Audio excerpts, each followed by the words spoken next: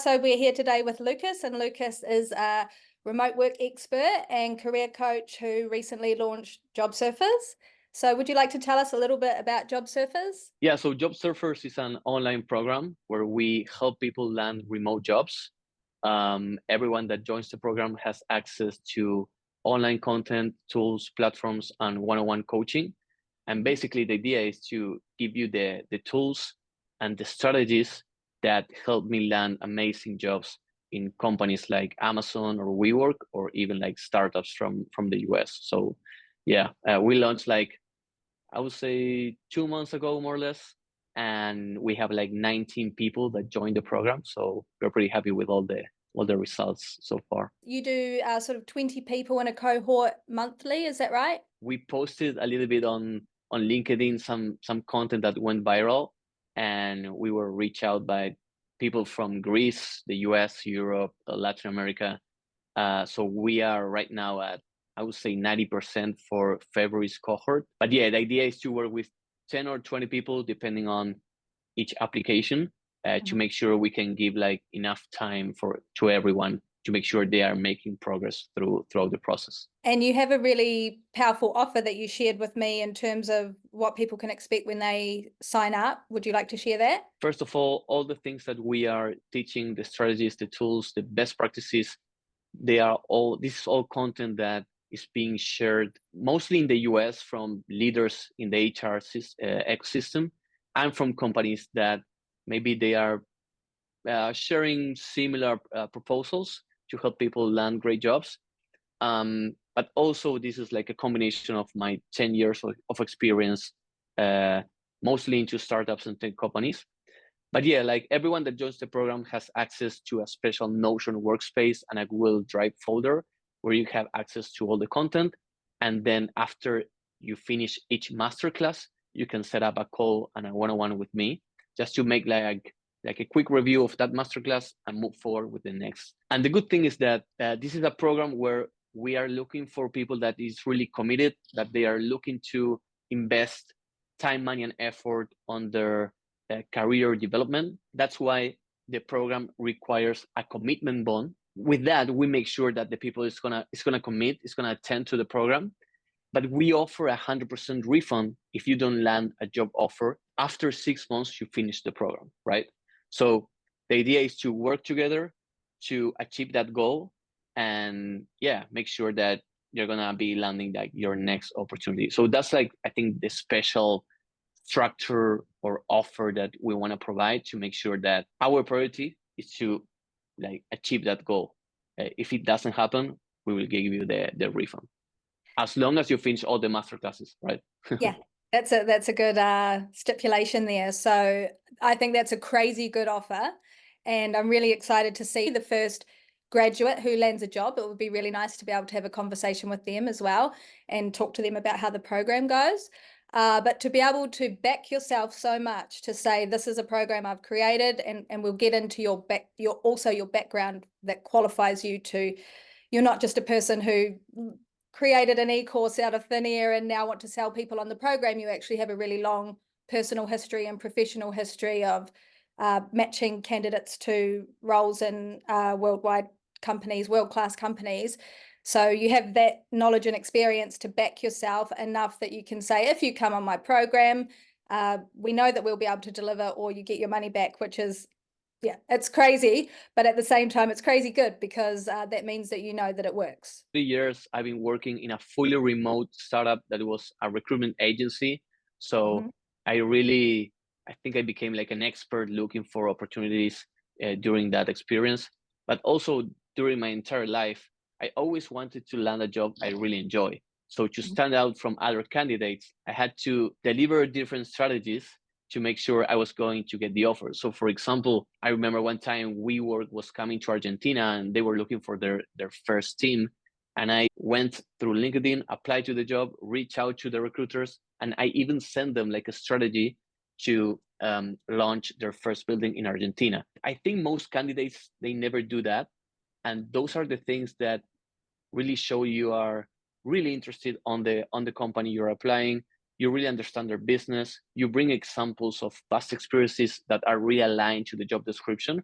And all those little steps will give you higher chances of getting the offer. So yeah, it's like a combination of my entire career, and yeah, from landing this type of interviews or opportunities among like different companies, I would say. So people, yeah, using their initiative and going above and beyond, and like sort of predicting what the company might need and then showcasing how they can meet that need. Absolutely. Yeah. If you show them that you really understand the business, that you did the research, that you come with great questions, for example, like where is the business going? Which are the main goals for this year or whatever? I think that it's like a combination of showing that you have the experience, that you understand the business, you understand the job, but also that you are enthusiastic and you're really looking forward to land that opportunity. Because at the end of the day, you can be the best expert on your field or whatever, but you're going to be spending like 8 or 10 hours per day with this team. So you want to make sure that you're going to enjoy working with them, and that they are going to be also like enjoying the time they work with you. So that's like the approach I like to share always. Yeah, cultural fit, social fit, values fit.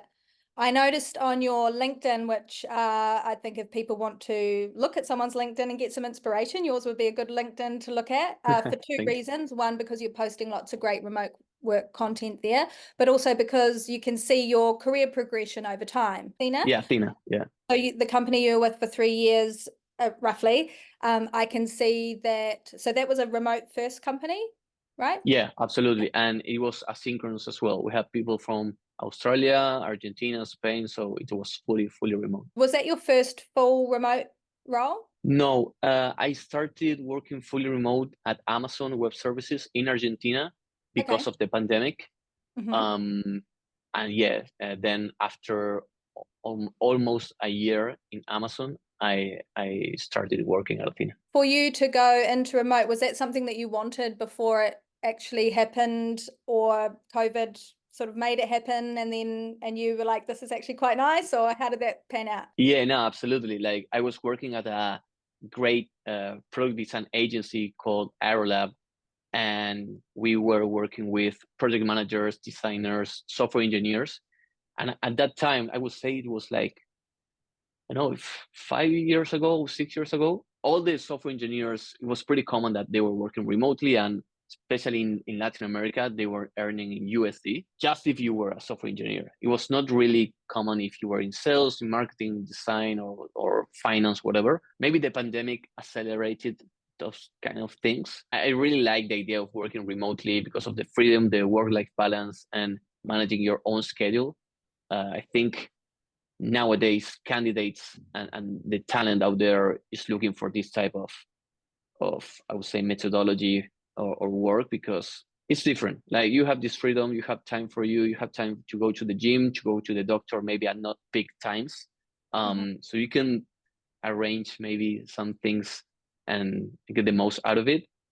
I do think that all the socials and going to the office and that is great, to meet your team in person, whatever. At Athyna, for example, we were WeWork members. So anytime we wanted to go to an office and spend some time together, we were able to do that. So optional hybrid, I think it's pretty good as well, like to have that option. Is there anything you miss from those days? Being around a team sort of 5 days a week? Yeah. So if you had the chance to go to an office where the culture is great, the people is great, you have maybe like good facilities in terms of maybe you have like a ping pong table or that kind of stuff. That really encourages you to go to the office and to spend time with the rest of the team. I really enjoyed it when we were working at Aerolab, for example. The culture was great, the offices were great. It was pretty close to my house, so they had like a lot of traffic. So yeah, like being those coffee talks at the office, that was pretty good as well. So I want to get back to Athyna a little bit, because I noticed that you made sort of 3 jumps up in your career with more senior positions over the course of your time there. What would an employee need to do to be able to make that kind of progression in that space of time? Yeah, that's a great question. I think that if you give the extra mile and you are trying to improve aspects of the business processes, or how you can land new customers or close bigger deals. In my case, because I was in sales, for me at that time, the first 6 months, I was like reaching out to twice customers maybe than the rest of the team, closing more deals, and trying to share like some key ideas that maybe the business could benefit from, like improving processes or whatever. Those type of things, I was able to like stand out like from the rest of the team, and I was showing that I was really interested to make like a progression and to land like a better opportunity, or develop my career there. So I think that was like the first step to become like a sales team lead, and that helped me to, for example, hire a team of 8 people. So you've just recently finished with them. So in a way, congratulations, finishing being an employee and then going out and starting your own thing. I guess a lot of the knowledge and skills that you acquired in that role, and perhaps even some of the networks, is supporting the next step for you. Yeah, I think like that type of transition, somewhere in my mind, I knew I wanted to like be a founder again. These last 3 years working in a fully remote startup gave me like all the tools, like the knowledge, how to network, how to generate new opportunities. Yeah, this was something that I started like thinking about, and I worked with a coach as well. I had like super deep conversations with the CEO, and he was like a mentor for me. So the conversation, I think it was pretty easy.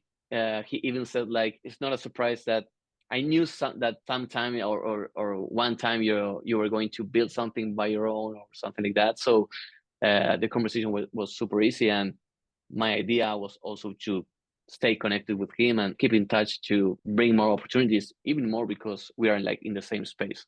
So that transition was pretty good, and I don't know, sometimes you feel like you are prepared. So I think it was like the right time to try new things. Would you say now that you've started your own thing that you're a direct competitor now, or there's room for collaboration? No, yeah, that would be like, this would be like a straight collaboration, because Athyna was like a remote recruiting agency, and their customers are companies that are actively hiring, right? So what I'm trying to do with agencies is to partner up and share with them my talent pool, the talent pool of Jobsurfers, so they can endorse great candidates. They can reduce the time of endorsing, and yeah, they can satisfy their customers. And that partnership helps me to help them land jobs faster, right? So that's why I think it was yesterday night, I posted like this new partnerships section where we want to help our talent pool land jobs faster through recruiters or recruitment agencies. It's, I would say, 100% collaboration with this type of organizations. Nice. A win-win. I prefer Absolutely. collaboration to competition wherever possible. So that's nice. Absolutely. Yeah. All right. So when you were working with Athyna and now with Jobsurfers, if you're looking for candidates who you think would be suitable for your program, for the training, and then to fit with the different companies, sort of top tier companies and world-class companies that you work with, what sort of skills or traits or abilities or mindset are you looking for to be able to select the people that you work with? So first of all, this is like candidates that are looking for a full-time job. I would say anywhere in the world, but if they need like a visa or sponsorship, we are trying not to accept those applications because it gets harder, and our refund policy might not be like the best fit, because in some cases they might not land like a job offer because of the visa. Obviously, advanced English to have like interviews and be comfortable having conversations in English. And then we specialize in between, I would say, 7 or 8 fields that are software engineering, sales, marketing, design, finance, administration, project management, and operations. Those will be like the main job titles or areas that we know there's like a demand for, like for remote jobs, right? So yeah, that would be like the main skills or requirements, I would say. So you've said business sort of level of English for the sake of interviews. Does that include written English in the early stage process as well? I think like main priority will be like conversational English, be Okay. able to speak and to like have interviews, because then writing might be easier with all the tools we have right now, like ChatGPT or that kind of stuff. So obviously, reading, oral, speaking, like, yeah, I think it's super important. So in those cases where the English is not maybe advanced, we try to share like a contact list of English teachers that might help them. And once they are feeling more comfortable, maybe they can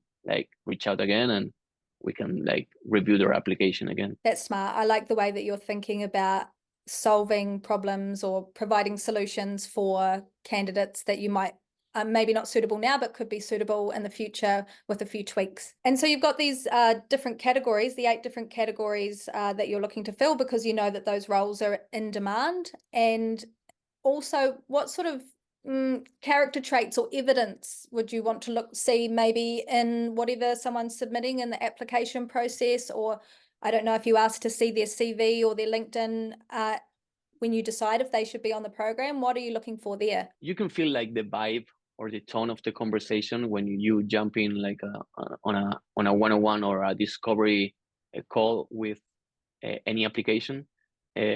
So I think it's like the number one thing is motivation. Like if you're motivated, you're enthusiastic, you're excited to land your next role, and you're willing to do the work and put the effort, that's something we really are looking for in terms of the applicants, because we can give you all the strategies, all the tools, ChatGPT or whatever, but if you do not put the work, the effort, time, we are looking for your dream job, not mine. So that's like the whole idea of the conversation as well. So sometimes we don't see that maybe cultural fit, we could say that is. So that's something we also like to analyze when we are having those calls with anyone that applies to the program.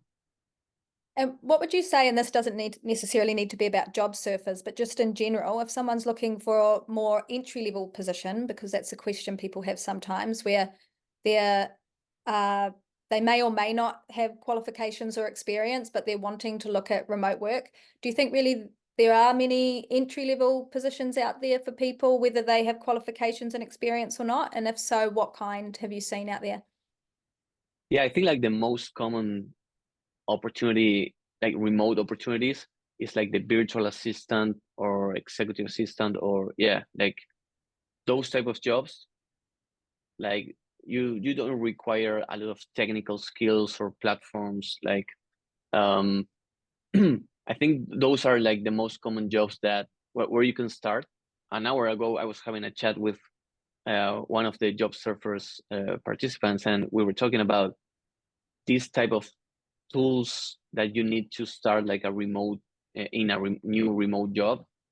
Mostly of them are like Gmail, Zoom, maybe Slack, but those are like pretty common platforms, and it's not really like a big challenge, I think, when you are like jumping from on-site jobs to remote jobs.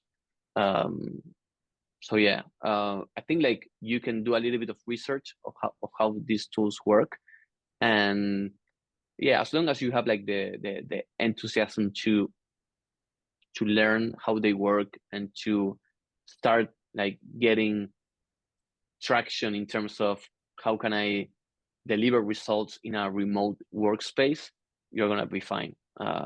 If you were looking for someone to fill your shoes for you, let's say for you to actually take on your role for you, or you wanted to get someone to join your team, what sort of skills and attributes, or I know we've talked about people being motivated and demonstrating that they have initiative and that side of things, going the extra mile, but what other things would you be looking for?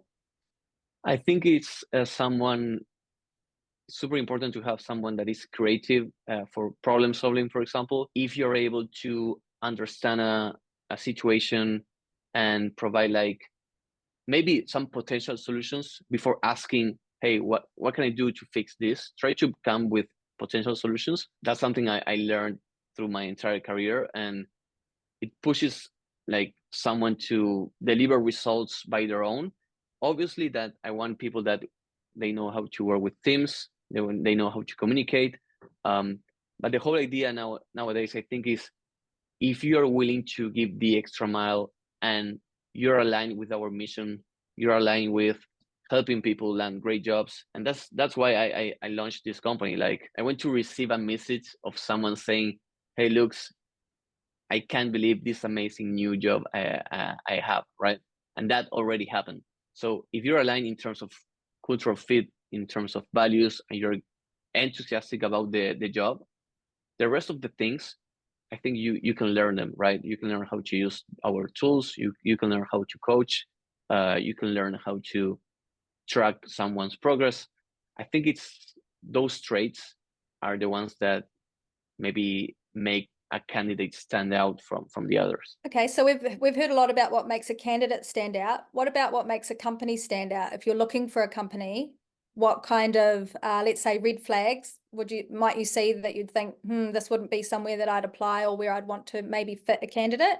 Or what sort of green flags do you see of where that would be a great company for you to work with or for you to place people? Like the green flags are is like the culture, the type of service. Like if you're aligned with the type of service or product and you like that, especially if you're in sales, for example, I'm a person that I really want to believe in the product or the service I'm selling. So that's super important. Having a conversation with the team or your potential boss during the interviews can give you like a sense of like an idea of how the culture is, how the conversations are, if there is micromanagement or not. I think like micromanagement is a really red flag. And sometimes you can identify that on the interviews because they just tell you that they will track your hours. Or maybe you can reach out. For example, that's something that I used to do. I was having interviews at, let's say, Apple. So I would reach out to people that used to work at Apple using LinkedIn, like a filter, turning on the filter past companies and selecting Apple. And I was reaching out to them saying, "Hey, I have this interview for this role. I saw that you used to work at Apple. Would you like to share with me like some insights in terms of the culture or whatever?" And there's a lot of people out there that they don't know you, but they are willing to help. So I think culture it's super important. Your boss, your team, the product, the service. If you have like a career plan and you are gonna be able to make like to progress through your time there, I think it's super important that to have it in mind when you're applying to a new job. So with the companies that you're looking to place people in, you mentioned visas earlier on. Which regions are you mostly focused on placing people? So I would say mostly Latin America because that's where maybe my network is because I'm from Argentina and Athyna was always looking for talents in Latin America. And most of the times these talents were working for US or European companies. And I think LATAM has a great opportunity because there's great talent and there is a lot of people looking for remote jobs, especially if you can earn in a strong currency, right? So I think that's like the perfect niche. But we are accepting people that it's in the US or people that is in Europe or Australia, because I want everyone to have like the same access or the same opportunities. So nowadays, I would say Latin America is like 70% of the people that apply to the program, but we are open to anyone for now. So I know that you've spent some time as a traveling around as a digital nomad. You've been to quite a few different countries. Would you like to share one of the countries that has stood out to you the most as a place that you really enjoyed? Or maybe a city or an area? Yeah, I would definitely say Bali. I spent like a month there. It was amazing. We had a great time. We were able to travel through the entire island mostly. It's like a paradise. So I think Bali will be like the number one, but obviously coming from Argentina and going to Australia was like I would say a great achievement and a great experience. And we were able to travel through the entire East Coast from I would say Sydney until up to Queensland, and we were able like to enjoy sunsets or different beaches. So those would be like the number two, I would say. Sounds good. I'm not quite sure where I'm going to be for my birthday in March, but I'm thinking maybe Bali because I've been around a lot of different parts of Asia, but not to Bali yet. And once you're in Asia, it doesn't really make sense to fly back to, for me at least, because I'm from Australasia, it doesn't make sense to fly back to Bali because it's like twice the price from the Right. main part of Asia. But if you're in Australia heading back that way, it does make sense to go to Bali. Did you have an area in Bali that you like the most? I've heard good things about Canggu. Yeah, I went to Canggu, but I think like the most beautiful place was Uluwatu. Okay. A lot of surfers. We took some classes as well. Yeah, Uluwatu was like the perfect spot, I think. In terms of traveling around with getting your work done, do you work full time or are you more flexible now or part time or how's that? It's full time. I don't care working on Sundays or Saturdays. I try to have like a balance and make sure I can go to the gym or go surfing. And for me, like I can wake up early and maybe get work done by midday, go to the gym, go to the beach, and maybe at 5 or 6 p.m. I can like keep working. I think it's something I feel at least in Australia. I don't feel like the weekdays and the weekends are like really separate, you know? I think like even mostly if you really enjoy what you are doing, I don't care spending my Saturdays or Sundays on the morning like working a little bit and then going to the beach. I think it's about finding the right balance. When you said in Australia, do you mean for you living in Australia or the culture that you've been around there? I think it's more about my experience because we came with a working holiday visa and all of our friends are maybe with that visa working hospitality jobs. Mm-hmm. Um, and they even like I think everyone wants to work more on Saturdays or Sundays because of the pay rate. So that's pretty different. It's good in Um, Australia. yeah, but as I came with my job, my role at Athyna, I felt that as well. Like I know, like separating those days, weekends from weeks. I don't know, maybe something that someone came up with that idea. And Mm-hmm. if you're feeling because I don't know, Saturday it's raining and on Monday it's gonna be a sunny day, maybe you can get some work done and enjoy your Monday as well. So Mm-hmm. I like to think it that way, I would say. Me too. I know for the people listening, Lucas is a surfer, hence the name jobsurfers.org. I'm not a surfer, but I do like to optimize for weather. So I'll look at the calendar and I'll go, oh, Tuesday's really sunny, so I won't be working on Tuesday, or I'll do as little as possible. But then I can see Wednesday is raining, so that would be a good day to stay inside and get all my work done. It's so nice to be able to do Absolutely. that. And now that I've done that, I can't really imagine going back. I can do it for maybe a stint if I've got a full-time contract for a month or 2 months, then, but to do that continuously would be a bit tricky for me because now I'm used to being able to look at the weather and decide what I want to do or feel how my body feels and then respond to work based on that. Because if I'm tired one day and I'm not really in the mood for work, I know that I can just listen to that and relax because I'll get my steam back a day after and work will be much easier. So I enjoy living that way now. Absolutely. The key thing is to have like a good weather website that is accurate. Oh, yeah. So you can maybe let me know your tips for that because I just use what's on my phone and sometimes it's a bit of a gamble. Yeah, Yeah, actually in Asia in the end, it's so unpredictable. This is where I've been for most of last year that I stopped actually looking at the app to try and work out what was going on because most days were actually dry and sunny. So oh, yeah. nice. Nice. So I escaped for the rainy season. And how for you, what would a great day look like for you as a remote worker? I think like, well, nowadays I'm having a lot of calls, new calls of people that wants to apply the program. So it's like answering emails, jumping into those calls, following and tracking how all the participants are doing, um, creating content.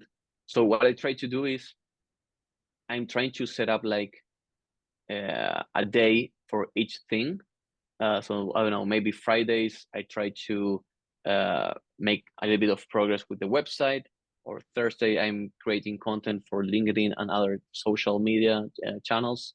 But yeah, I would say it's like a combination of creating content, having conversations with current participants and new participants, and yeah, like answering emails. And nowadays, I'm already trying to like find people that might be interested to join Jobsurfers team, because I know it's gonna take a little bit of time, but yeah, I think I'm gonna be, because of this viral post that we had and all the people that reach out.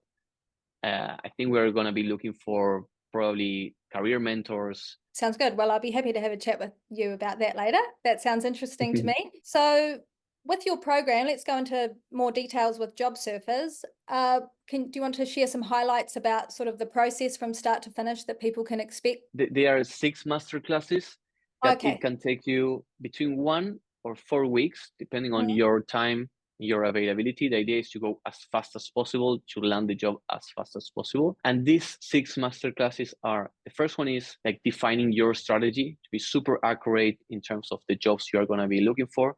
So we have like a document where you write down like your job titles, the industry you like, the companies you like, the tools you already know.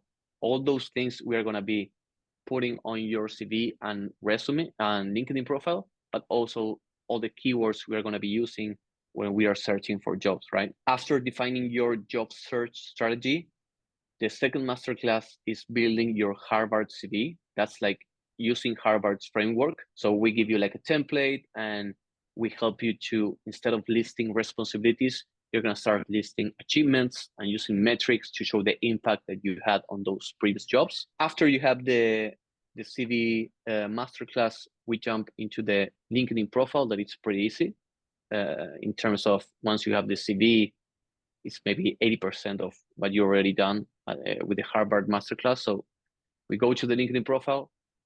Then we have the masterclass of searching and applying to jobs. And that's basically, you get access to more than 50 job boards. We help you to apply to those jobs, to reach out to recruiters, to send like the right message to the right person. We're going to be sending you opportunities as well. And once you start getting interviews, we're going to do some role plays to prepare you for the interviews. And if you get to the final stage, we're going to help you with the salary negotiation as well. So those are 6 masterclasses, and each masterclass has like an output, like a document or your CV or your LinkedIn profile. Mm-hmm. Once you send us the final output or the project, we have a one-on-one call for review, and then we move forward. So that's how it's working nowadays. And it's good because it's like a hybrid mode in terms of self-paced things you can do by yourself with our tutorials and online content. But then we have like the one-on-one coaching that is more, live sessions. So that's pretty much like what you can expect if you join the program. And is the coaching ad hoc, or is it weekly at set times? It will be one coaching session per masterclass, but then there's ongoing support for 6 months. So if you have questions regarding, a new interview or salary questions or whatever, we provide ongoing support for 6 months, whether it's by email or WhatsApp. The idea is to, help you land the job as fast as possible and to deliver all the value that we can deliver through the program. I'm excited to see how quickly someone could get through that program and land a job. So it will be interesting to see how it pans out with your first cohort.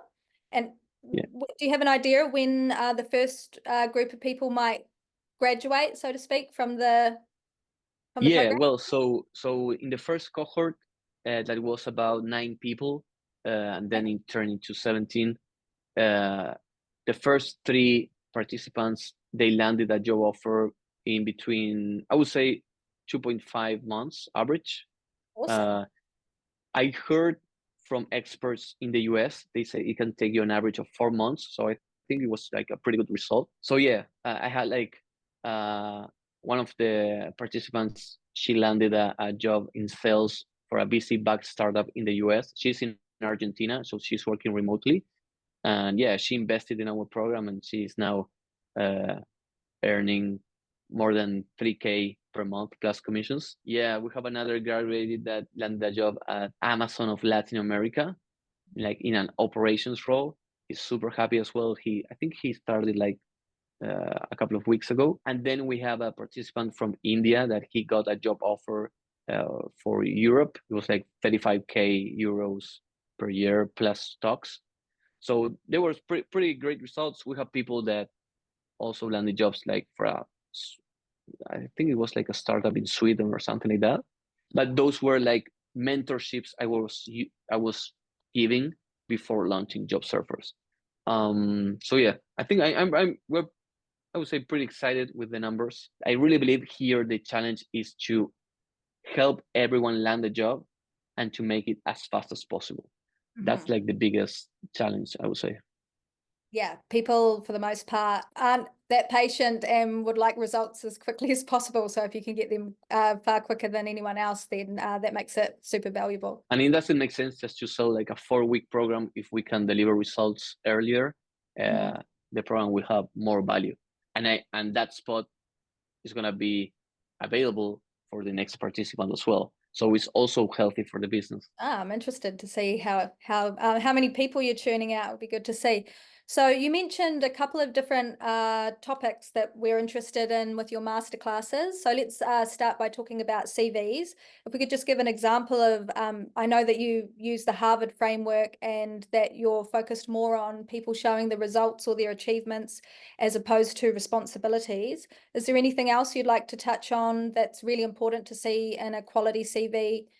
Or things that you see often that you think people should avoid? Yeah, so I've seen a lot of CVs that they are like 2 or 3 pages. I think 1 page is enough.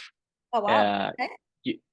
I had a lot of different like experiences at different jobs, but I think most of the recruiters check like the last 3 or maybe the last 4 experiences you had, and you have like a 1-pager to really show that you are the right candidate for that job. So you have to put all the information that really makes sense. If you're putting information that doesn't make sense and you're just adding that because you did that, I think you're wasting your time. Because I don't know, I started like a administrative assistant at a sportswear company when I was doing like banking stuff, and it has nothing to do with the opportunities at startups or tech companies I was applying like some time ago. So I think that's super important. I think it's important to understand what tools are the most common ones in the jobs you are applying, and make sure you know how to handle them, how to manage those tools. And sometimes if you look at my past like resume, I have like a special section that says something like startup and founder experience, because it's the niche I was looking to apply. And I put like 2 little experiences regarding like startup mentor at Blackbird VC here in Australia, and startup founder in Latin America. And maybe that gives you like a little bit more of information and insights about my background and my experience in that specific niche. So yeah, I think it's like, this is your 1-pager to really show you are the right person, and you have to really put some time to think about what experiences make sense and what experiences doesn't make sense for that job. Yes. So are you talking about a 1-page as in a double-sided page, or actually just 1 page? Just 1 page, yeah, Oh, okay. not double size. Nice. All right. So we have to tell a short story. I talk about telling a consistent story for whatever the result is that you want to get. So thinking about the story that you're telling to get the position at the company that you're looking at, or companies, or for the types of roles, and that it needs to, whatever experience you're showcasing, that it should be telling that consistent story that maps to that direction. Absolutely. And obviously that there might be experiences or projects that maybe you are not able to put on your CV, but you can use those stories or experiences on the interviews as well. So I think it's about like finding the right strategy regarding what should I put on their CV and what can I tell during the interviews. Yeah, so obviously the CV is going to be tailored to the specific role that you're applying to, and you've really thought about the job description and the company's website, and you're making sure that the versions of yourself that you're presenting map to whatever it is that they're asking for. And so, I mean, for someone waving at me out the window, that I've had many different jobs, and I think your LinkedIn might tell the same story. So you're telling a story of the person that you are, your professional history, and the direction of where you're going in the future. And if certain things that you've done in the past don't actually fit into that story anymore, you've removed them. Is that correct? That's why, like on the CV, on my CV, you won't see like my experience in that role in that bank. But you can see it on my LinkedIn profile. My LinkedIn profile is gonna have all the experiences. It's public, and it's something that I think that's the way I approach like the CV and the LinkedIn profile. The CV, I think it should be more custom to the job description. Okay. But the recruiter always have the opportunity to check out your LinkedIn profile and have like the whole history. Yeah, that's what like really worked for me. All right. So I don't have some of mine, but I have, I did a lot of work before I went to uni. So I left high school and spent 5 years sort of traveling around and working before I went to uni. So anything before that, where I worked at a casino, worked in factories, did all kinds of different stuff, I don't mention that unless it's relevant. If I were applying somewhere that for some reason had something to do with gambling, which I haven't been, then I might list the casino thing. Otherwise, it's sort of irrelevant for the most part. So you mentioned startups, and I don't really want to talk about this subject because I could for an hour, and that's not what we're here for. But I think I do have a question for you about that, because sometimes I question if people have been involved having their own startup or their own coaching practice, and then for whatever reason, or some people have founded their own sort of social enterprise as well, and then maybe things have changed in their life and they want to go back to being an employee.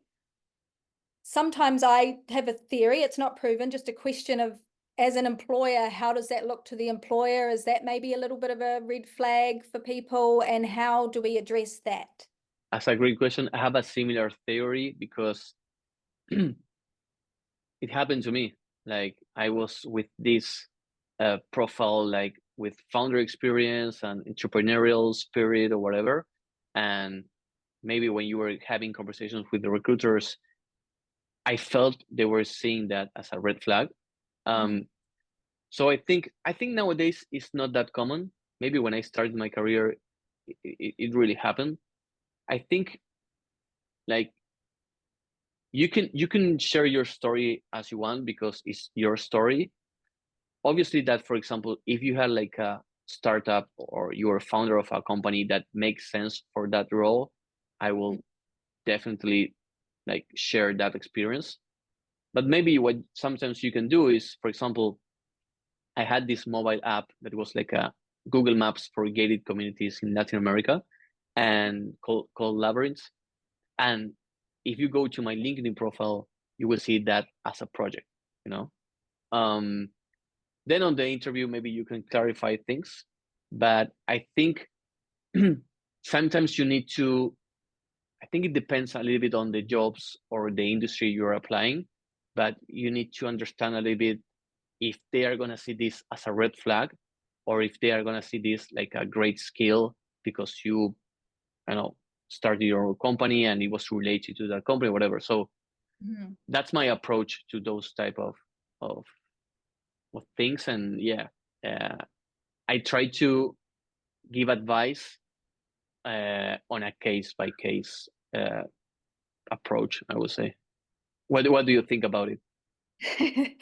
Yeah, as I said, it's just theories. I don't have any proof, but I question if an employer would question how committed someone would be if it may look on paper like what they'd really like to be doing is running their own business, but for whatever reason they're choosing to go back to employment, that they might question on paper whether or not that person would be suitable because they may not be dedicated enough, because it really is often two different types of mindsets, an employee mindset versus an entrepreneurial mindset.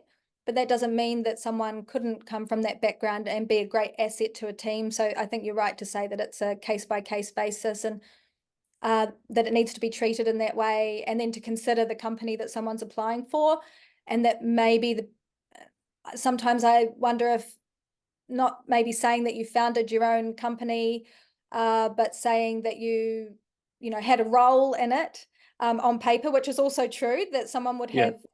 Definitely don't want to lie, but you can sort of reword it so that you had a role there, and then maybe explain it when you get to interview stage. Because I absolutely. think it does look a bit tricky on paper if someone's had a background of doing their own thing, and there's assumptions that could be made that may not even be true. And so, Absolutely. I mean, it's tricky having people make decisions about the person that you are based on an A4 piece of paper. I think it's always a great asset if you have someone that this has this entrepreneurial spirit, or they founded their company, or they have their project. But I felt that way when I was a candidate applying to maybe more classic companies. Mhm. um I felt those things as well. So yeah, I think maybe our theory might be on the right direction. So when you're looking at a company where they may see that as an asset, would that be a company that operates in a more entrepreneurial way, or is there something that you could look for in the leaders of a company, or for a cultural fit where they might be more receptive to people with an entrepreneurial background?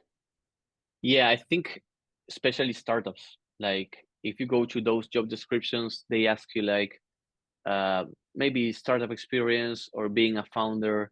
I think startups are pretty different in those terms when you compare them with classic companies or enterprises. Um, so that I think in those opportunities, it's a great asset, and startups really understand that you can have great skills that you develop with your own projects. I usually think those are like green flags when you're applying to that type of jobs, because they are a startup as well, and they are looking for creative people that are problem solvers, and they try to figure out things. So yeah, I think the startup world really gets that type of profile. Nice. All right, so we're getting to the end of the hour now, so thank you for taking the time to share with us. Is there anything else that you'd like to go over in terms of Jobsurfers? Do you feel like you've fully expressed your offer? No, yeah, as I said, we are pretty excited with the new cohorts that are upcoming. We go through all the applications that people submit through the form. We want to be like the platform or the one-stop shop where people can really land their next great job. But yeah, just wanted to thank you for the space, for the time, for sharing this, and hopefully we can keep helping people uh, with these strategies and best practices that I feel that maybe we didn't have the chance to learn when we were at school or university, right? And nowadays we have like amazing tools and AI and different type of platforms that can really make things easier. So yeah, that's pretty much what I wanted to share. And obviously, thank you for the time, and yeah, and for this space that you have given me to share a little bit more about my story. Thank you. So I'll put a link to jobsurfers.org, and then I'll also put a link to your LinkedIn just in case people want to check that out as well. And Amazing. would you call yourself a digital nomad, or are you fixed in Australia now, or? No, yeah, I think I'm a digital nomad or remote worker. Okay. Nowadays I am. I Mhm. haven't settled on a city. Maybe I don't know. We are still traveling with my partner, so we haven't decided yet. Maybe where do we wanna like settle? So for now, I'm a digital nomad. So have you got somewhere that you're looking forward to in the future for where you might go that you haven't been yet? Yeah. So this is like our, I would say, almost second year in Australia, and we wanted to travel as much as we could, but we have plans to go to Europe as well. So we're trying to figure out what's like the best culture or the best place to maybe settle. And yeah, maybe Argentina. I don't want to like upset my parents that they might be missing me a little bit. But yeah, we're trying to figure out like what's like the best city we want to be spending most of our time. I have a criteria for me based on my experience to date, which is if the city has a golden sand beach and a population between 500,000 and 5 million, that's my sweet spot. So Nice. with a world of choice, it could be tricky, but because I have that criteria, it automatically eliminates a lot of choices. So I'm looking ahead to where I might go in Europe this year. I don't know about the surf in Europe. No, I think there are great spots in Spain or Portugal. Maybe if Portugal, if you are like a pro surfer, but we're also like Team Summer. Mhm. I think Australia is like one of the best countries in the world. The only thing is that it's pretty far away from Argentina, so visiting our family might be a little bit tricky. But it's super safe. You have amazing beaches. You can surf. You can. I know there's a lot of opportunities that maybe, from my perspective, if you go to Europe, you will find like the same quality of life in the Nordics, like in the Nordic like countries, and those are more like Too cold cold for weather, them. not surf, not Yeah. a lot of beaches. So I think Australia is the sweet spot, but the only thing is that it's pretty far away. Yeah.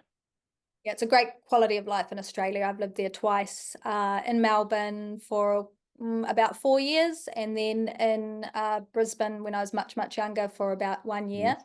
So never quite in Nice. Sydney yet, but yeah, we'll see. Probably, unless I get a better idea, eventually when I'm ready to stop traveling.